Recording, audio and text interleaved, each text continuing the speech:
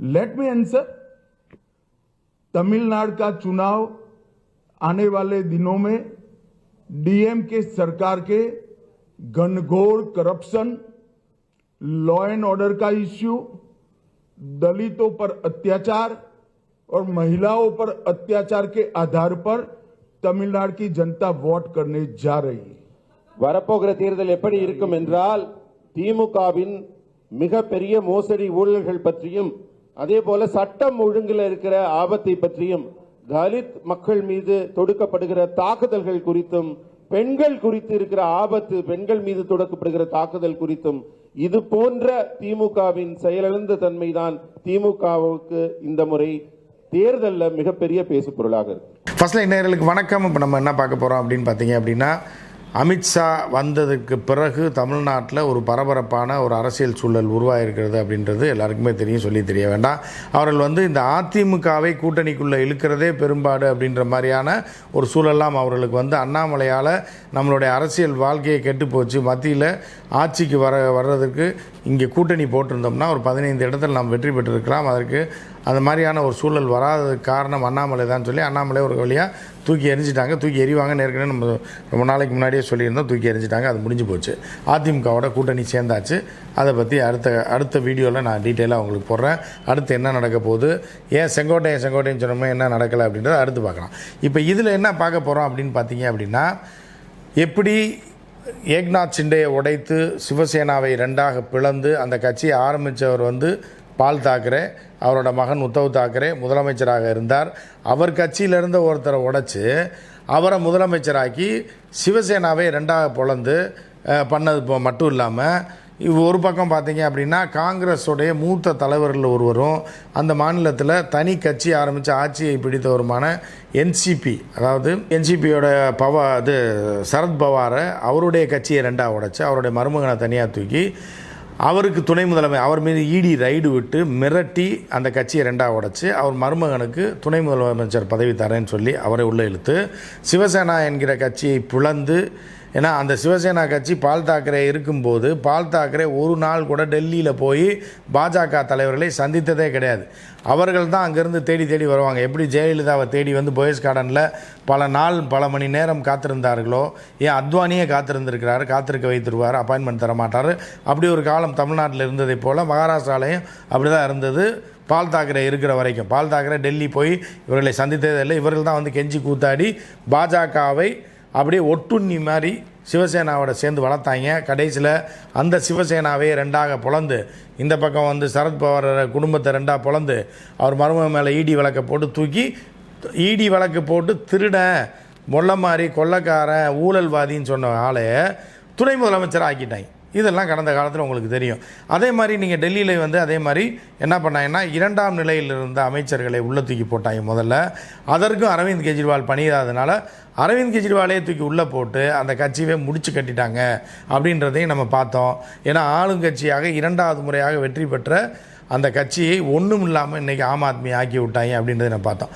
அதே மாதிரி தான் திமுகவை ஆக்க வேண்டும் என்பதற்காக போன 5 ஆண்டில் பவர்ஃபுல்லாக இருந்தபோது பிஜேபி என்ன பண்ணாங்க அப்படின்னா, அந்த கட்சியில் பொதுச் செயலாளராக இருக்கக்கூடிய துரைமுருகனை தூக்கிட்டோம் அப்படின்னா கட்சியை 2ஆக உழைச்சி அதே மாதிரி சிம்பலை முடக்கி விட்டுட்டு திமுகவை அழிச்சிடணும், காலி பண்ணிவிட்டு திமுகவை 2ஆக உடைச்சி சிம்பலை பிரித்து விட்டுட்டு அதே மாதிரி ஒரிஜினல் சிம்பலை துரைமுருகனுக்கு கொடுத்து துரைமுருகனை பாஜகவோட கூட்டணி ஆக்கி வெற்றி பெற்றலாம் அப்படின்ற மாதிரி ஒரு பிளானை போட்டாங்க போன எம்பி எலெக்ஷனுக்கு முன்னாடி.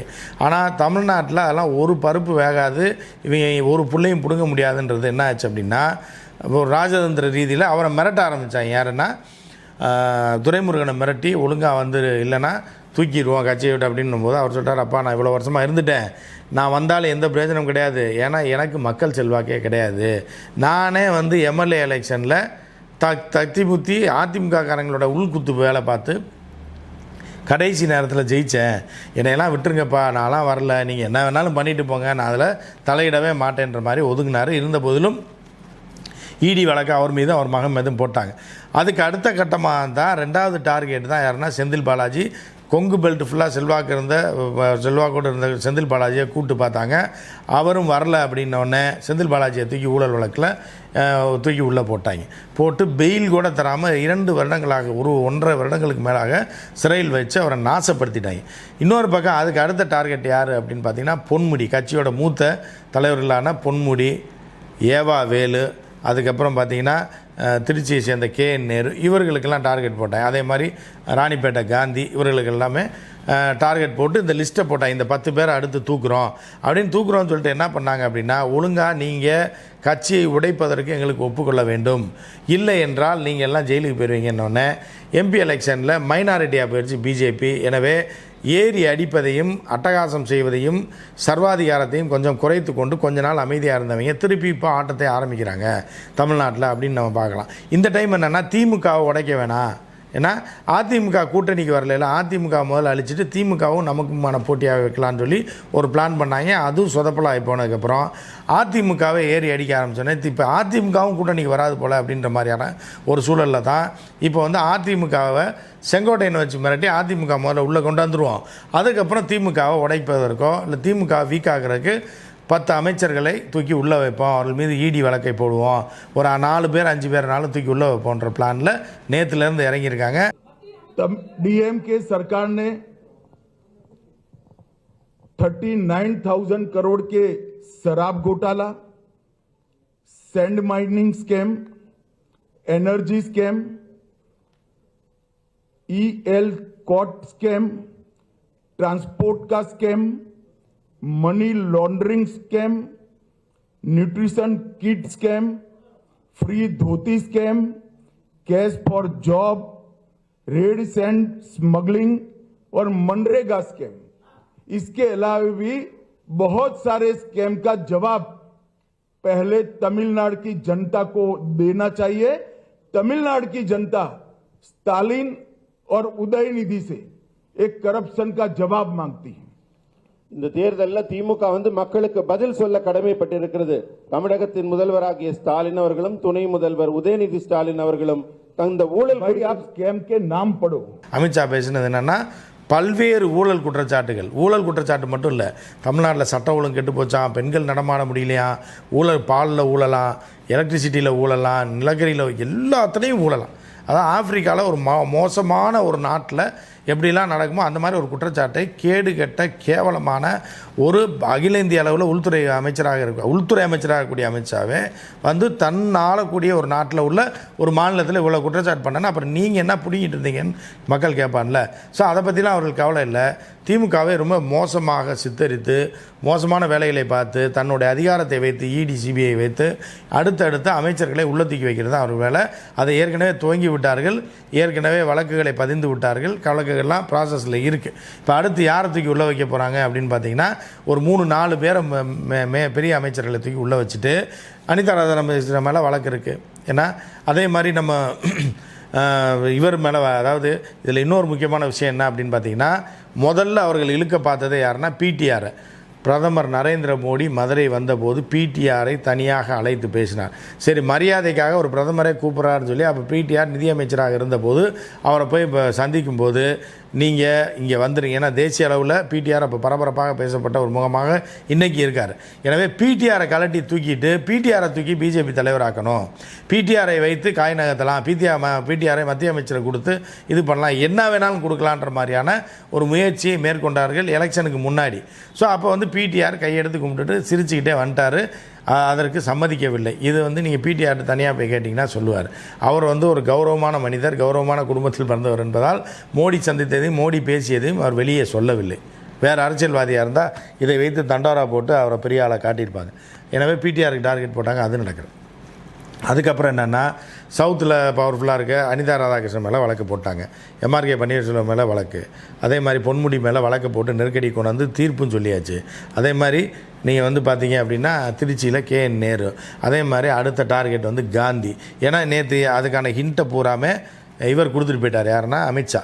ஸோ இவர்கள் மீதெல்லாம் வழக்க போட்டு நெருக்கடியாக்கி நாடு, அதாவது முதல்லலாம் பார்த்தீங்க அப்படின்னா கொங்கு மண்டலத்தில் தான் பாஜக வந்து பவர்ஃபுல்லாக இருக்குது.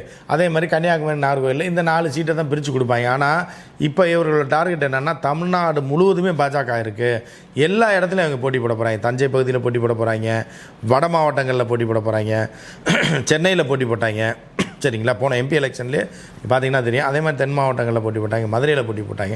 இப்படி பரவலாக போட்டி போடுவதற்கு அவர்கள் திட்டம் வைத்திருக்கிறார்கள். கிட்டத்தட்ட 50லேருந்து 60 இடத்தை அவர்கள் தேர்வு செய்து வைத்திருக்கிறார்கள். எங்கெல்லாம் பிஜேபிக்காரனை 2026 கேண்டிடேட்டாக போடுறாங்களோ அங்கே உள்ள திமுக மாவட்ட செயலாளர்கள் அதற்கு எதிராக செயல்படக்கூடாது. இல்லைனா உள்ளே போயிடுவீங்க, இல்லைனா உங்கள் காசெல்லாம் பறிமுதல் செய்யப்படும். இதுதான் இப்போ திமுக முன்னணி அமைச்சர்கள் மாவட்ட செயலாளர்களாகவும் இருக்கக்கூடியவர்களுக்கான டாஸ்காக அவர்கள் வைத்திருக்கிறார்கள். நாங்கள் 2026 பாஜக சார்பில் நிறுத்தவனை எதிர்த்து நீங்கள் வேலை செய்யக்கூடாது.